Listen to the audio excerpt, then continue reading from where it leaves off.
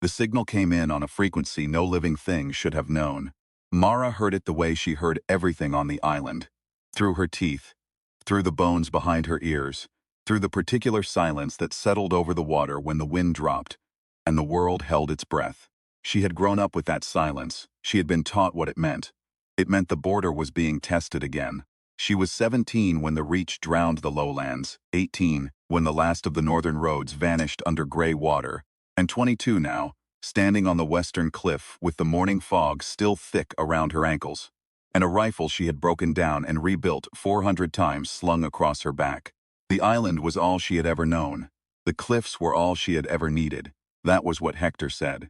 That was what Capital repeated in the council broadcasts that crackled through the speakers mounted on poles. At every crossing, every dock, every food station. The island is sufficient. The island is safe. The island endures because the island is selective. Mara had never questioned it out loud. She was very good at not questioning things out loud. The fog thinned as the sun came up, burning off in slow gray ribbons, and she saw the shape in the water below the headland. It was not a rescue buoy. It was not driftwood. It was a man clinging to a panel of something that had once been a door, and he was alive because his arm was moving just slightly, in a way that the dead do not move. She stood very still. Protocol was clear. Arrivals on the western shore were to be reported to the watch post at Lean Point. The watch would contact Capital. Capital would dispatch the assessment team. The assessment team would determine whether the arrival was a resource risk or a population threat. They had never, in Mara's 22 years of observation, determined that an arrival was anything other than a threat. The body would be recovered. The panel would be salvaged. The report would be filed. The council broadcast the following morning would mention that the border had been maintained. She stood very still for 11 seconds. Then she climbed down. The path to the shore was a goat track, technically, a word Tamsin used when she was being generous, which was not often. Tamsin was the island's chief medic and Mara's closest thing to a friend, and she had a habit of naming things with exactly as much respect as they deserved. The goat track was 12 inches of packed dirt on the face of a cliff that was approximately one bad step from vertical, and the pack on Mara's back weighed 40 pounds, and the man in the water was drifting east. She moved fast. She had always been fast. Hector had told her that speed was the island's first virtue. Not strength, not loyalty, not even intelligence, but the willingness to move before thinking had time to slow you down. He'd meant it as praise. She had believed it as praise. She was beginning to understand that it was a warning in disguise. The man's name was Gabriel. She didn't know that yet. She knew the weight of him when she pulled him from the shallows, one arm under his shoulders, and her boots filling with cold water that smelled of brine and engine oil. She knew the ragged quality of his breathing. She knew that his handsqueeze were blistered in a pattern she recognized. Rope work, long hours, the kind of blistering that came from hauling yourself hand over hand in weather that wanted you dead. She knew, because she had been trained to notice it, the way a hunter notices a track in soft mud, that his face was not the face of anyone from the island. She noticed it. She filed it. She dragged him up the shore. There was a maintenance shelter half a kilometer south of the Lean Point track, built into a fold of cliff where the rock jutted out over a strip of sand that flooded at high tide, but was passable in the mornings. It had been a fisherman's store once before the Reach. Now it was a place where the watch rotations left spare kit and dried food and first aid supplies. Because the watch commanders were practical people who understood that emergencies did not always happen at convenient distances from the main post. Mara had keys to it. Every patrol officer did. She used her key. She laid him on the concrete floor and cut his soaked jacket off with her dive knife and checked the standard sites for injuries: neck, spine, ribs, abdomen, femoral. He had bruised ribs, a gash along his left forearm that had been roughly packed with cloth, a core temperature that the thermometer clocked at dangerous, and a pulse that was steady in a way that suggested his body had made a decision to stay alive and was sticking to it with some stubbornness. She built a heat cradle from the emergency blankets in the kit box, 3 of them, the crinkly silver ones that looked ridiculous and worked extremely well. She gave him a saline drip from the medical cache. She boiled water on the camp stove and held the steam near his face, which was a field trick Tamsin had taught her years ago for treating exposure. And she sat back on her heels and looked at him while she waited. He looked about her age, maybe a year older. He had the kind of lean that comes from sustained not quite enough food, rather than deliberate fitness. and the kind of calluses that come from a life that required things of the hands.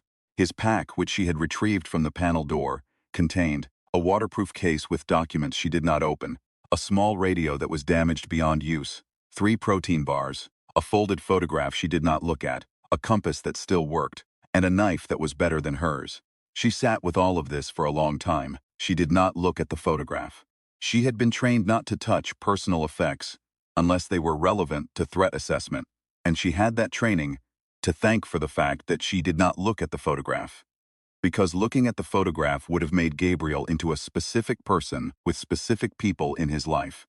And she was not ready for that yet. She looked at the kit instead. She looked at the compass.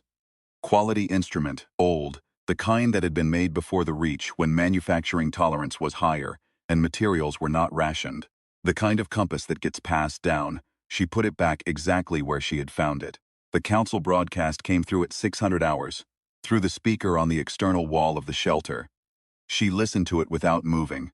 The usual, island secure, no anomalous arrivals, the coming week's food rations schedule, a reminder that all patrol officers were required to log sightings of any and all ocean debris. She sat with that too. He woke while she was eating one of her own ration bars, slowly and carefully, in the way that people wake who have learned through hard experience not to move quickly when they don't know where they are. His eyes went to the ceiling first, then the walls, then the kit supplies, then her. He did not make a sound. He looked at her with an expression that she had expected to be fear, and was instead a very specific kind of calculation, not hostile, not pleading, but genuinely, precisely trying to work out what kind of situation this was. She recognized the expression because she wore it herself, constantly, and had never seen it on anyone else. "You're hypothermic," she said. "Not critically. The drip is saline. The blankets are emergency issue. Not comfortable, but they work." He looked at the drip in his arm. He looked at the blankets. He looked at her rifle, which she had leaned against the wall with the safety on, and the barrel pointed at the ceiling, which was the position that meant present, but not immediately threatening. A distinction that mattered a great deal on the island, and which she had not consciously decided to communicate, but had apparently communicated anyway. "You pulled me out," he said. His voice was rough with salt and cold. He said it not like a question and not like a statement, but like someone locating a fact in a landscape of considerable confusion. "Yes. Why?" She had been waiting for that question for the past 3 hours, and she still didn't have an answer that she could say out loud, without it meaning more than she was ready for it to mean. So she said, "Because the water was cold and you were in it and the panel was drifting east." He looked at her for a long moment. "That's not a reason," he said. "It's the one I have." His name was Gabriel, he told her, after she had changed the dressing on his arm, and the core temperature had come up and the shivering had stopped. He told her the way people tell you things, when they have been keeping them close for a long time, and the effort of holding on has finally become greater than the effort of letting go. His name was Gabriel. He had come from the central platform, which was what the flooded mainland's archipelago of emergency settlements called itself. 7 linked structures on what had once been the M5 interchange, roughly 60 kilometers west of what the island's maps marked as enemy territory. He had not come looking for shelter. He had come looking for his brother. "Will," he said. The name landed soft, not like a word, but like something he put down carefully. "He was in the first wave of crossings 7 months ago. We heard the island was accepting labor contracts. Skilled labor, engineers, electrical workers. We heard they were taking people across and giving them papers." He paused. "We heard wrong, I think." Mara was very quiet. She was thinking about a briefing she'd attended 8 months ago, at the main watch post, where a council representative from Capital had talked about a new labor integration program for select off-Iceland specialists. She had been listening the way she always listened at briefings, which was in the front row with her face arranged into an expression of attentiveness and her actual thoughts somewhere else entirely. And she had retained the information without examining it, which was something she was very good at, and was beginning to understand was not actually a virtue. "What's your brother's skill set?" she asked. "Electrical engineering. He did grid work before the Reach, then turbine maintenance at the platform." Gabriel's jaw tightened very slightly. "He's good. Better than good. He was one of the reasons our power grid didn't collapse in the second winter." "How long have you been in the water?" "Since yesterday evening. The engine on our crossing boat failed. The other two," he stopped, looked at the ceiling. The other two didn't make it to shore. She sat with that. She let it sit. There was a way that people on the island talked about casualties from the water crossings. The official way, which was efficient and sanitized and involved phrases like deterrence effectiveness and border integrity outcomes. And there was the way it actually sounded when someone said the other two didn't make it. Meaning 2 people were dead. Meaning 2 people had tried to cross 60 kilometers of open Atlantic in a failing boat. For reasons that had seemed worth the risk, and turned out not to matter. Because the ocean didn't take reasons into account. I need to know, Gabriel said, if my brother is alive. I can't know that, Mara said, which was true. But you can find out. She looked at him. He looked back. He was still assessing, still calculating. She could see him doing it. Could see him deciding whether to trust her with the next part, and then deciding, apparently, that he had no better options. The signal I broadcast before the engine failed, he said. It was on frequency 147.3. I sent my brother's name and my own, and a 12-digit code our father used. If he's alive and he has access to a radio, he knows I'm somewhere near the island. 147.3 is a restricted frequency on the island, Mara said. I know, but someone was listening. I got a response, 1 word, on a tight beam, just my name. She went very still for a different reason. 147.3 was restricted. She knew that. Every patrol officer knew it. The restricted frequencies were listed in the watch manual under a heading that said Emergency Intercept Protocols, and the sub-heading that said responses to signals on restricted frequencies are to be logged and reported to Capital. She had never heard a signal on 147.3. She had checked the band once, out of the kind of idle curiosity that she had learned to exercise only when she was alone and the channel was clear, and there had been nothing. Just static. But Will, if there was a Will, if Gabriel's brother had made it across and been processed into the labor program and was somewhere on the island, Will would know the restricted bands. He was an electrical engineer who'd maintained power grids. He would know every restricted frequency the island used, because that was the kind of thing an electrical engineer would know and would file away and would possibly use if he needed to reach someone he loved. Your brother is on this island, she said. It wasn't a question. Gabriel's breath came out slow. I think so. And he's in the labor program, if the labor program is real. There was a specific quality to those last 3 words that she understood. She understood it the way you understand something that you have been avoiding understanding for a long time. Completely, all at once. With the unpleasant sensation of a previously comfortable room rearranging itself around you. The labor program was real. She knew that. She had seen the workers, not many, maybe 20 or 30, always in the company of supervisors. Always at the infrastructure sites where the island's desalination and power systems were being overhauled. She had filed them the way she filed everything that she didn't want to examine. Present, noted, not currently a threat, moved on. She had not thought about what it meant that they were never anywhere except the infrastructure sites. She had not thought about what it meant that she had never seen a labor program worker at the food stations, or the medical center, or anywhere that was not a site where skilled labor was actively required. She began to think about it now. She stayed in the shelter through the afternoon, telling herself she was monitoring Gabriel's recovery. His temperature normalized. He ate 2 of the ration bars with the focused efficiency of someone who has learned not to waste the act of eating on pleasure. He asked her careful questions about the island's layout, which she answered carefully and not completely, and he didn't push, which told her something about how much experience he had with information being a form of currency. In the gaps between his questions, she found herself thinking about Hector. Not the version of Hector who appeared on the broadcasts, warm, grave, certain, the island's North Star, but the version she had observed at the annual patrol reviews when the formal proceedings were done and the junior officers had been dismissed, and she had sometimes been asked to stay because she was the best, because she was trusted, and had therefore been granted access to a version of the council's thinking that most patrol officers didn't see. Hector was not stupid. That had never been the island's problem. He was the opposite of stupid. He was the kind of mind that saw systems clearly and understood how to build them. And the system he had built was elegant in the way that only systems built by very intelligent people who have stopped questioning their own premises can be elegant. It answered every question it permitted itself to be asked, and it had become, over 20 years, very good at not permitting certain questions at all. She had been a piece of that system. A good piece, a well-fitted piece, and she had never once, in 4 years of patrol service, asked herself whether a well-fitted piece had any relationship to a right piece, because the system had taught her, gently and consistently, that the question was the same question. She had been 17 when her mother died. Not from the Reach. Her mother had been a hill person, a farmer on the island's eastern slope, and the Reach had not touched the high ground. She had died of a respiratory illness in the second winter, when the medical supplies were rationed, and the allocation formula that Capital used had placed her mother's case in a tier that did not qualify for the antiviral treatment.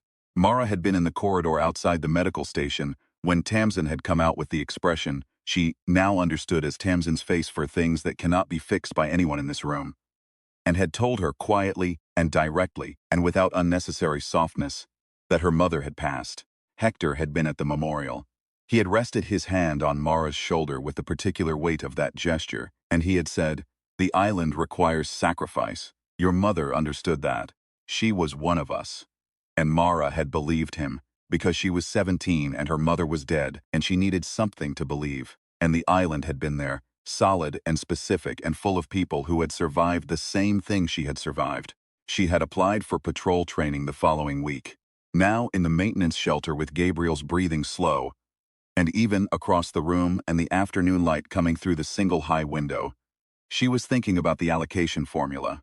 She was thinking about what tier her mother had been in and why.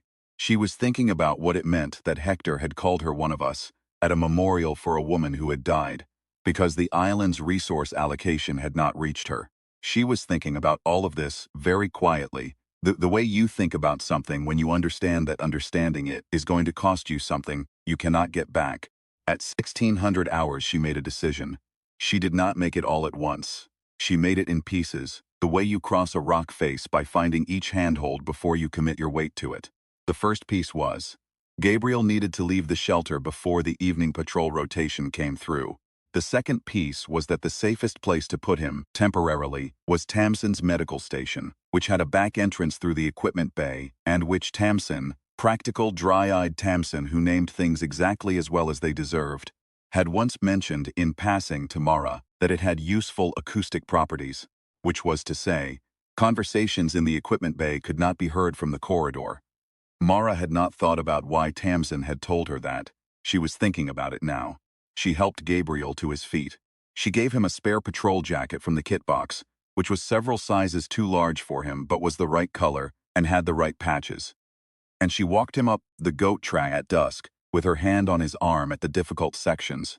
And she tried not to think about what she was doing in any larger terms than the immediate physical logistics, because the larger terms were still assembling themselves, and she needed time she didn't have. Tamsin looked at Gabriel for approximately 4 seconds when Mara brought him through the equipment bay door. "Hypothermia, arm lack, probable bruised ribs," Mara said. "I can see that," Tamsin said. "Who is he?" "His name is Gabriel." "That's not what I asked." Mara looked at Tamsin. Tamsin looked at Mara. They had known each other for 6 years. They had the kind of communication that develops between two people who are both very careful with words. A grammar of what is not said, a syntax of pauses, a punctuation of small gestures that carries the weight of whole sentences. "I need to find out if someone in the labor program is still operational," Mara said. Tamsin was quiet for a moment. "What's his name?" "Will, electrical engineer. Came over 7 months ago." Another pause longer. "The infrastructure crew at the South Desalination Plant has 3 off-island engineers. One of them goes by Will," she said it carefully. "He repaired the secondary filtration pump in March." Hector was very pleased. He's operational," Tamsin said, which meant alive, which was the word neither of them used out loud. "He's restricted to the plant site, they all are. Technically, it's a security protocol while their papers are being finalized." Her mouth did something small and flat. "The papers have been finalizing for 7 months." Gabriel made a sound. It was very quiet, just an exhale, but it had a whole architecture inside it. 7 months of not knowing, collapsing into the knowledge that his brother was alive, followed almost immediately by the shape of what alive meant in this context. "I need to get him out," Gabriel said. "Yes," Tamsin said, with the tone of someone who's been waiting for someone else to say a thing that they have long known needed to be said. Mara looked at the two of them. "This isn't the first time you've thought about this," she said to Tamsin. "No," Tamsin said. "It's the first time I've had enough pieces. The island was small enough that you could walk its perimeter in a day, but the infrastructure was dense. 4 desalination plants, 2 wind farms, the broadcast towers, the fuel storage, the food process warehouses, the dock systems, the emergency medical network that Tamsin ran out of 3 stations. Capital occupied the old manor house at the island's highest point, a building that had survived the Reach because it sat on 40 meters of granite and had been retrofitted with communication equipment and a generator that ran on its own dedicated fuel supply. Hector was at Capital. He had always been at Capital, in Mara's memory. Not the figurehead, not officially, but the center of gravity around which the council rotated. Hector, who had a voice like the tide coming in, and an explanation for everything, and a particular way of resting his hand on your shoulder that communicated, without words, that you were seen, that you were valued, that you were one of the island's own. Hector, who had told her that speed was the first virtue. Hector, whose voice she had heard reading out the labor program announcement 8 months ago, with the particular warmth he used, when he wanted you to feel good about something you hadn't been asked to question. She had not questioned it. She was the best patrol officer the island had. She had never once in 4 years failed to file an accurate report. She had never once departed from protocol. She had a service record that Hector reviewed annually and praised annually, and which she had taken, until approximately today, as the most reliable proof she had that she was doing something right. It occurred to her, walking through the island's back lanes with Gabriel at her side and Tamsin's routing plan in her head, that a perfect service record in a system that was itself imperfect was not a virtue. It was a mechanism. The South Desalination Plant ran 3 shifts. The night shift started at 2200 hours and ran with a reduced security presence because the night shift was boring and Capital had never seen a reason to staff it heavily. The engineering crew, Will and 2 others, she now knew from Tamsin's careful inventory, were housed in a prefabricated unit adjacent to the plant, which had its own perimeter fence but shared a power connection with the main plant building. The shared power connection ran through a junction box on the south wall.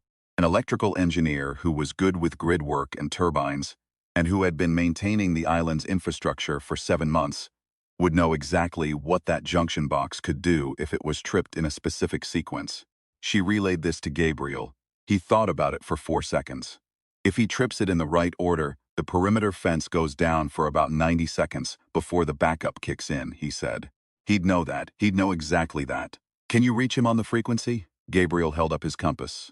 Not with this. Tamsin had a radio at her station. It was medical equipment, technically, emergency frequency hardware, issued for patient transport coordination. It covered, Mara knew, because she had cataloged once filed the catalog and not thought about it again until now, a range that included 147.3. She looked at Tamsin. I can get you to the station, Tamsin said. I can't go to the plant with you. I know, if you're caught, I know. Tamsin looked at her for a long moment. Then she did something she had never done before in Mara's memory. She reached out and put her hand flat against Mara's sternum, briefly, in a gesture that was not medical and was not professional, and was simply one person confirming to another person that they were real and present and not alone. The junction box is a manual on the east side, Tamsin said. The latch sticks. You have to lift and turn simultaneously. How do you know that? Because I have a good memory and I pay attention. She removed her hand. Go. The island at night was a different thing than the island in daylight. In daylight it was the place Mara had grown up. The cliffs and the lanes and the broadcast poles and the faces she had known since childhood. At night it was pure geography, rock and gradient and the smell of the sea, the orientation she carried in her body like a second skeleton. She moved without lights. She moved faster than she had any right to on uneven ground. And she didn't think about the larger shape of what she was doing. She thought about the ground beneath her feet and the wind direction and the distance to the plant perimeter, and the 90 seconds that a tripped junction box would give her. Gabriel moved with her, not matching her pace. He couldn't, not yet, not still recovering, but keeping up in a way that spoke to a history of moving fast over bad ground in bad circumstances. He didn't ask questions. She didn't offer information. The communication was entirely logistical, and they were both, she realized, operating in the same register. This step, this distance, this obstacle, the next one. She thought, this is what it looks like when 2 people want the same thing. She had spent 22 years on an island that told her what she wanted, and who she was, and what the correct shape of the world was, and she had believed it. And she had filed everything that didn't fit, and she had been very good at it, and here was what being very good at it had given her. A perfect record and a friend who kept quiet in rooms with good acoustics, and a rifle she'd broken down 400 times, pointed at the ceiling with the safety on. And here was what questioning it was giving her. Cold ground and a dark sky and a man at her side who was moving with her toward the same thing, and the specific clarity of a decision that has been made and cannot be unmade. The island had a quality at night that she had never been able to name exactly. During the day it was legible, the cliffs and the scenes, the broadcast poles, the food stations, the familiar topology of a place that had been home for as long as home had meant anything. But at night it resolved into something more honest. The infrastructure that Capital had installed over 20 years became visible in its own terms. The lights at the manor house, the glow of the fuel storage sensors, the red pulse of the broadcast towers, marking the sky at intervals like a slow heartbeat. From the right angle in the dark, the island looked exactly like what it was. A machine for maintaining itself, and the people in it were part of the machine. And the machine ran well. And the machine had never once asked whether running well was the same as running right. She had never seen it this clearly before. She thought it was probably the kind of thing you only see when you are moving through it at night, with a reason to be somewhere else. Gabriel was breathing harder on the uphill sections, the ribs. He didn't say anything about it. She adjusted her pace without comment. This was a small thing, almost nothing, but it seemed important. Adjusting without being asked, not making the adjustment visible, because visibility would have required him to either accept help or refuse it, and neither of those things was necessary. The help was just there. That was enough. She had spent 4 years on patrol learning how to read situations, which had been presented to her as reading threats, but which was actually, she understood now, reading people. She was good at it. She had always been good at it. The island had used that skill for its own purposes, and she was using it now for hers, and the skill itself was neutral, which was a thing she would need to remember. The tools you are given are not the same as the uses you are given them for. The plant's outer lights cast a pale wash over the south wall. She found the junction box. The latch stuck, exactly as Tamsin had said. She lifted and turned simultaneously. She counted to 10, then nodded to Gabriel, who had already identified the section of fence that would drop. He had Tamsin's radio. He'd sent the signal in the lane 30 minutes ago. 2 words, the father's code, 1 frequency. 1 word had come back. The same word it had sent before. His name. The fence went down. Gabriel went through it like he'd been waiting for this exact moment his entire life.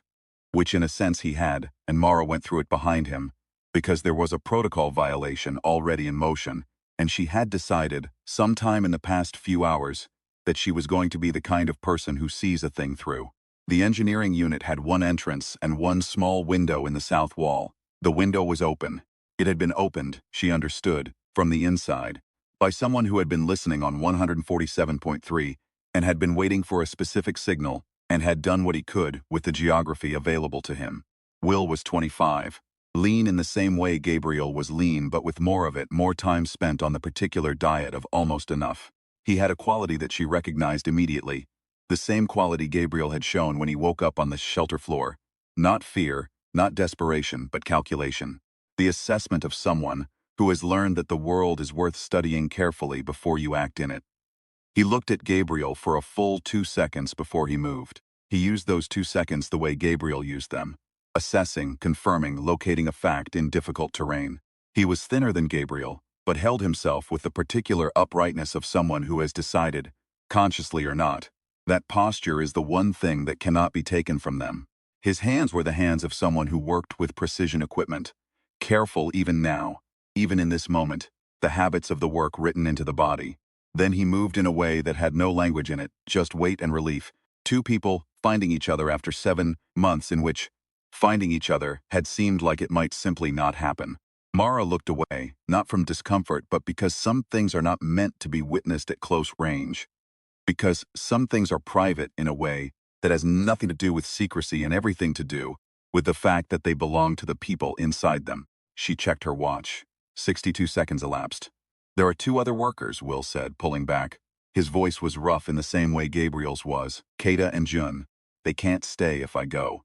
Mara looked at the room. 2 other men, 1 awake and 1 being shaken awake, both with the same look, the same lean calculation. She did a version of the math that Hector had spent years teaching her, and came up with an answer that Hector would not have liked. Can you reach the dock? She asked. The eastern dock, not the main, the maintenance pier. How far? Kilometer and a half downhill. Will looked at Kita. Kita looked at June. Some conversation passed between them in the form of a glance, and then they were all moving. And Mara was moving with them. Back through the fence section with 41 seconds to go before the backup came up. Back into the dark of the island at night. The eastern dock was a 10-minute walk from the plant at normal pace, and 7 minutes at the pace they were moving, which was the pace of people who understand that the margin between sufficient and insufficient time is not something you expand by going slowly. The fog was thicker here than on the western cliffs, rolling in off a bay that was sheltered on 3 sides, and the fog was useful. She had spent her entire career being taught that the island's geography was a defense. She was now using it as a cover. The thought was not lost on her. She had a boat. Every patrol officer had access to the maintenance fleet. There was a key she had used twice for search and rescue exercises in the lockbox at the eastern dock that she had a combination for, and that she had never used for anything outside the scope of its intended purpose. She used it now. The boat was a fast, rigid inflatable, which she had run many times in training exercises in varying sea states, and the sea tonight was 3-foot swells coming in from the northwest, which was workable. Where? Gabriel asked. The central platform is northeast bearing, approximately 60 kilometers. We know the bearing. Can you pilot it? Will looked at the RAB with an expression that said yes. Mara handed him the key. He took it in the particular way that people take things that mean more than the object itself. She stood at the dock. Gabriel looked at her. She looked at Gabriel. The fog was coming back in, thin and slow, the way it always did before dawn. There was a moment in the space between his question and her answer where she could feel the full fulltitude of what she was standing on. Not the dock, but all of it, the 4 years of service and the perfect record, and her mother's memorial, and the tier in the allocation formula, and Hector's hand on her shoulder saying, one of us, in the voice of a man who had never once doubted that he knew exactly who us was. She thought about the letter she would write when this was over. Not to Hector. There was nothing to say to Hector that would reach him, because the architecture of his thinking had no door in that wall. To the others. To the officers who stood a moment too long at the western cliff. To the medics who noted what tier a patient was in before treating them, and sometimes noted it and treated them anyway. To the people who had been here before the reach, who had watched the island become what it was, and who had filed it the way Mara had filed it, and who were waiting, she believed, for someone to show them that the filing was a choice and not an inevitability. She had been the best patrol officer the island had. She had an accurate eye and a good memory and 4 years of access to the full operational picture of how the island worked, and where it was soft, and where it was hard, and who was watching, and who was pretending to watch. That was not nothing. That was, in fact, everything. Come with us, he said. Not urgent, not pleading. The same register he'd been using all night, which was the register of someone stating a fact. She had thought about this. She had thought about it since the shelter, since the moment Tamsin had put her hand on Mara's sternum and said go. She had thought about leaving the island before, in the abstract, the way you think about things that exist outside the edges of the possible. She had thought about it, and then she had filed it. She did not file it now. She thought about Hector's voice on the council broadcast that morning, easy and warm, reporting no anomalous arrivals on the western shore. She thought about 4 years of perfect service, and the particular emptiness of that perfection, the way it had looked like virtue and felt. She now understood, like a door kept locked, so you couldn't notice there was something wrong with the room. She thought about Tamsin, who had told her about junction boxes and acoustic properties, and had said go in a voice that was a whole sentence, and who would still be here when the sun came up, and who could not come because someone had to stay, because you couldn't take everything with you when you left. She thought about Will's face when he saw Gabriel, and the 2 seconds before he moved. She thought about the signal on 147.3 and a single word sent in response, and what it means to reach through 60 kilometers of open water towards someone you love and find that the signal is returned. The fog clears by 7, she said. You'll want to be past the horizon by then. Gabriel looked at her for a moment longer. She looked back. There was something in his expression that she recognized from the shelter floor that morning. Not fear, not desperation, but she understood it better now. It was the face of someone who has been calculating and has found that the numbers don't add up the way he expected and is revising. You're not leaving, he said. Not yet. Why? She looked at the island behind her, the broadcast poles. the cliff outline against the still dark sky, the lights of capital on the high ground, a permanent glow that she had looked at her entire life and taken to mean safety, and was now reading differently. The way you reread a sentence, when you realize the word you thought it contained, is not the word it actually says.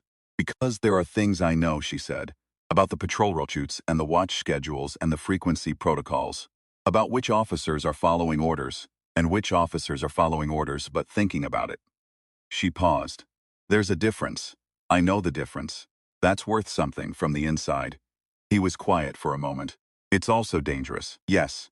If Hector finds out, he's going to find out that a patrol boat is missing and 3 labor workers aren't in their unit, and a section of the plant perimeter went down for 90 seconds last night. He's going to start looking. She met Gabriel's eyes. I need to be in the right place when he does. Another silence. The water moved against the dock. Somewhere on the cliff above, a bird called once and went quiet. Gabriel reached into his waterproof case and removed one of the documents. He turned it over and wrote something on the back with a pen he found in a pocket of the oversized patrol jacket. He handed it to her. When you're ready, he said. She looked at what he'd written, coordinates and a frequency, and a code that was 12 digits long. She memorized it in the way she memorized everything that mattered, which was once, completely, and then it was part of the structure she carried. Tell your brother, she said, that the pump he fixed in March is probably going to need recalibrating in the fall. The secondary filtration on the south plant runs slightly hot when the sea temperature drops. Will, from the boat, noted. Gabriel looked at her one more time. He looked at her the way she had looked at the island, reading something familiar for the first time accurately, finding that it was better than expected, that the signal returned was stronger than the one sent. He stepped into the boat. She pushed them off. She stood on the dock and watched the RIB move out into the dark water, running without lights, the engine a low sound, below the threshold of the broadcast equipment on the cliff above. She watched until the fog took them, and there was nothing left to see. She stood there for a while longer, in the particular silence of the island before dawn, which she had always interpreted as the silence of safety, and was now interpreting as the silence of something waiting. She thought about Tamsin. She thought about the officers in the patrol rotation, who filed their reports and ran their routes, and sometimes stood at the western cliff for a moment longer than protocol required, looking out at the water. She thought about Will on the south platform, counting months and learning the junction box from the inside, and the signal on 147.3 that had gone out into 60 kilometers of open water and come back answered. She thought about what Hector had said.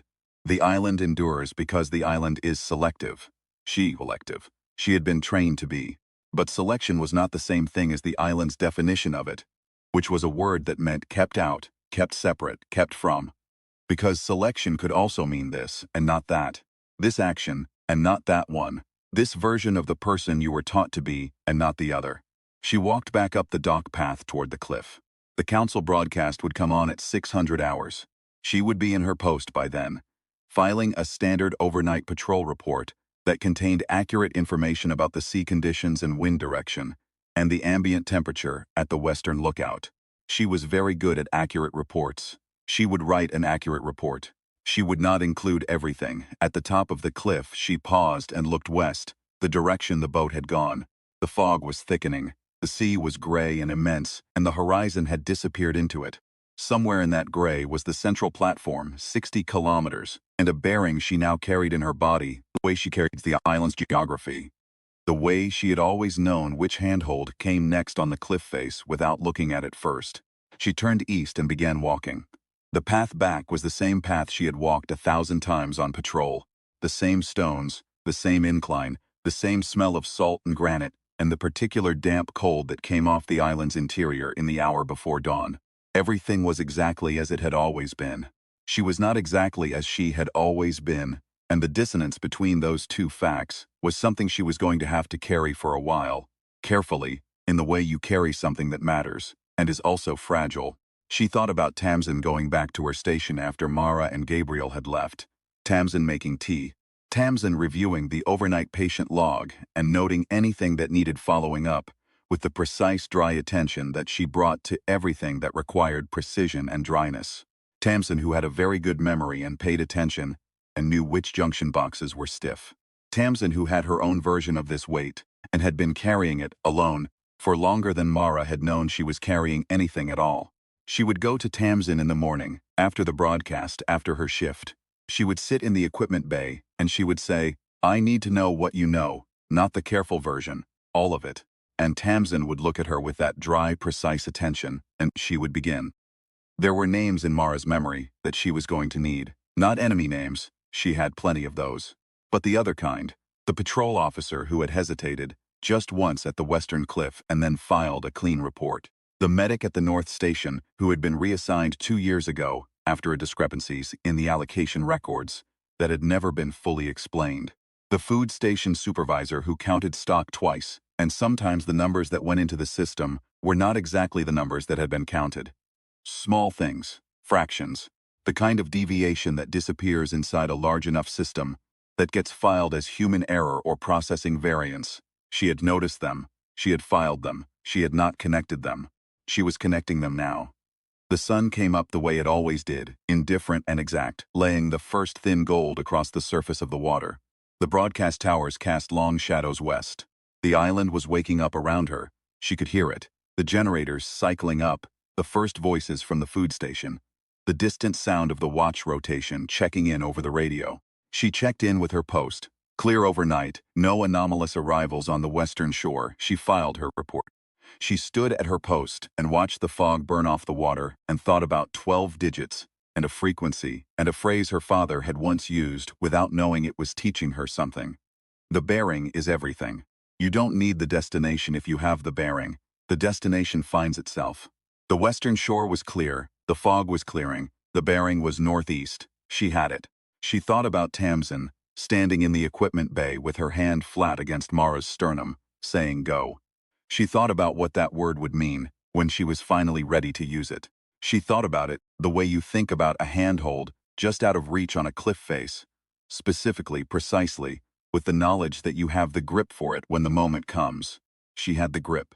The island stretched out around her, smaller now than it had ever seemed. The cliffs and the lanes and the broadcast poles and the lights of capital on the high ground.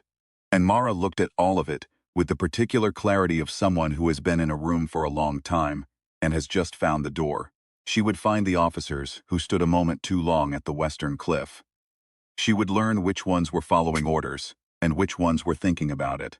She would stay useful. She would stay careful. She would file accurate reports that contained everything they needed to contain and nothing extra.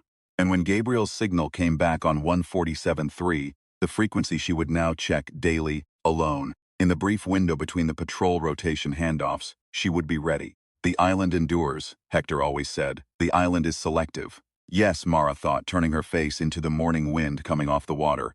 It is, just not in the way he meant.